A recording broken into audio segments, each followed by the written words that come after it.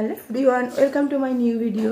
তো দেখো আমি এখানে রেডি হয়ে গেছি আর যাবো আজকে একটা ছোট্টবেলাকার বান্ধবীর আইবড় ভাতে। তো চলো পুরোটা রেডি হয়ে যাই, তারপর তোমাদের সাথে দেখা হচ্ছে। তো ফাইনালি আমরা দুজনেই রেডি হয়ে গেছি, আমরা দুজনেই যাচ্ছি, আমি আর সোনা বাবা। আর ওর পাপা মামা ওরা সবাই ব্যস্ত কাজে, একজনের পরীক্ষা আছে, তো কেউই নেই, আমাকে একাই যেতে হচ্ছে বাধ্য হয়ে। তো আমি ফাইনালি রেডি হয়ে বেরিয়েও পড়েছি আর পৌঁছেও গেছি। যে দেখি উডবি ব্রাইড তো তখনও রেডি নয়, সেই স্নান টান করে রেডি হচ্ছে। তো তাকে রেডি করতে বলে দিয়ে আমি একটু ঘুরে ঘুরে দেখছিলাম পুরো প্যান্ডেলটা। তখন সেই প্যান্ডেলের কাজ মানে মোটামুটি চলছে, লাইট লাগাচ্ছে, এখনও ডেকোরেশন পুরোই বাকি। আর ওর ভাইয়েরা মিলে সবাই ভাইটাই সবাই মিলে আইবুড়ো ভাতের যে ডেকোরেশনটা ওটা করবে। দেখা যাক, চলো তোমরাও দেখতে থাকো ভিডিওটা।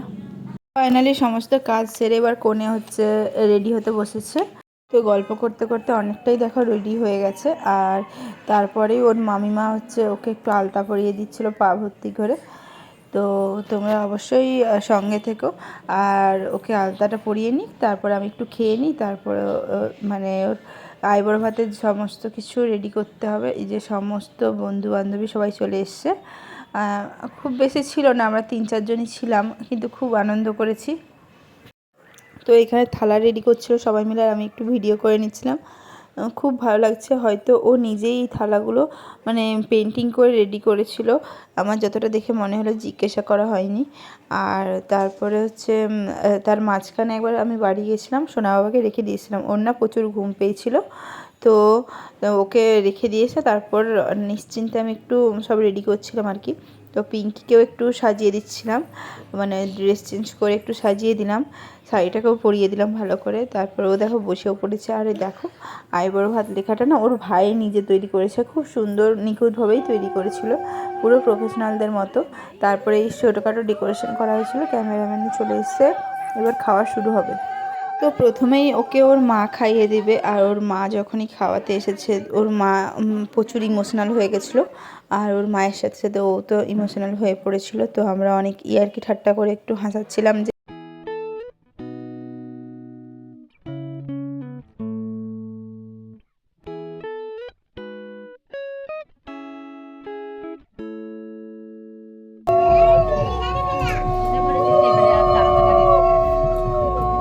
কাঁদবেনি, কেউ কাঁদবেনি না, পিঙ্কি কাঁদিস না।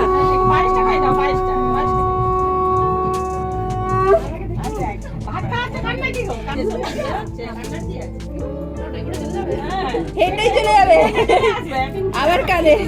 ওর মা বাবা আত্মীয় স্বজন সমস্ত সবাইদের খাওয়ানোর পর ফাইনালি আমরা সব বান্ধবীরা মিলে বসেছি ওকে খাওয়ানোর জন্য। অনেক মজা ঠাট্টা, অনেক ভিডিও করেছি, কিন্তু আমার মোবাইলে সেরকম কিছু ভিডিও নেওয়াই হয়নি, মানে আসল কথা ভুলেই গেছিলাম আনন্দের চোটে। তো যাই হোক, এবার কি আমি একটু বাড়ি চলে যাই, তারপর সন্ধ্যের দিকেও ফ্রেশ ট্রেশ হয়ে রেডি হয়ে মেহেন্দির জন্য, তারপর একদম দেখা হচ্ছে। তো এখনকার মতো টাটা, বাই বাই।